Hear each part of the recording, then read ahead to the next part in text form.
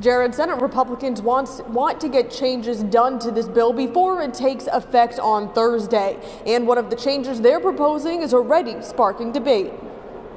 Last month, 57% of voters legalized recreational marijuana for Ohioans 21 and over.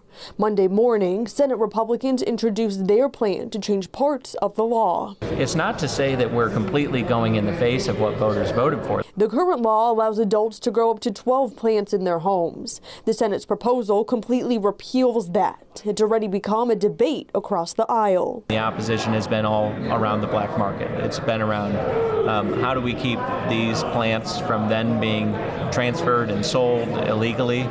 Listen, I'm not for 6 plants per person, 12 per household. I think it's way too much. I wanted 2 plants, but the voters wanted plants, and we have no plants. Their proposal would also increase the tax at purchase and redistribute the way tax revenue was spent. 30% of the revenue will go to law enforcement training, 15% to the Marijuana Substance Abuse Treatment and Prevention Fund, 10% to the Safe Driver Training Fund, and the remaining 45% would go to the General Revenue Fund, giving lawmakers the authority on how to spend it. This plan eliminates the revenue distribution Ohioans voted for, including the social equity program. It was a tax grab by the industry to prop up more dispensaries within the industry. The proposed bill also bans public smoking, decreases THC minimums by more than 50%, and puts in protections for advertising so children are not targeted.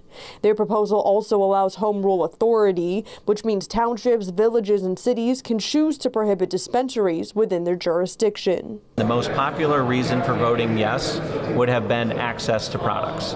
And we've heard that message loud and clear. They're going to have access to product. I think this is a far cry from what the voters passed. All testimony for the Senate's proposal is tomorrow at 2:30 p.m. Again, the Senate wants to pass something before the law goes into effect on Thursday. To do that, they'll need to add an emergency clause to the bill that requires 2/3 of the votes in both the House and Senate. Local for you at the State House, I'm Natalie Fahmy, NBC4.